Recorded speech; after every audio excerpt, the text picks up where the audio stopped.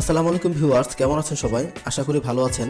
তো ভিউয়ার্স, পূর্বের মতো আমি আজকেও ফটোশপের একটি বেসিক টিউটোরিয়াল নিয়ে চলে এসেছি আপনাদের সামনে।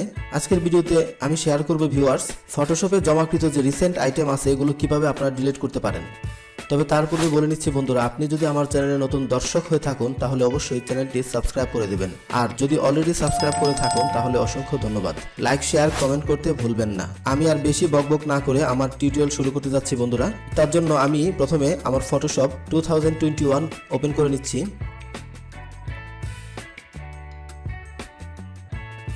হ্যাঁ ভিউয়ার্স, অলরেডি আমার ফটোশপ 2021 ভার্সনটি ওপেন হয়ে গেছে।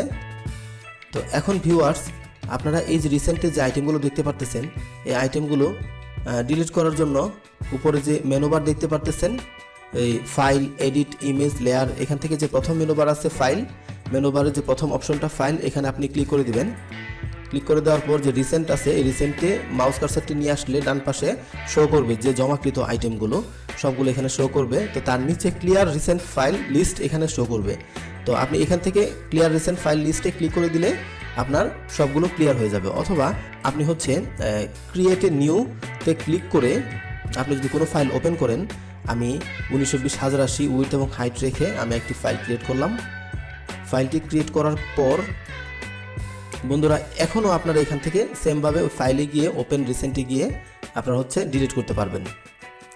ক্লিয়ার রিসেন্ট ফাইল লিস্ট এখানে ক্লিক করে দিলেই আপনার যে রিসেন্ট ফাইল লিস্টগুলো ছিল সবগুলো ডিলিট হয়ে যাবে। তো আমি এখান থেকে না করে আমি প্রথম হোম পেজ থেকে দেখাচ্ছি। তো এখানে আপনারা ফাইলে ক্লিক করবেন, ক্লিক করে ওপেন রিসেন্ট আইটেমে যাবেন।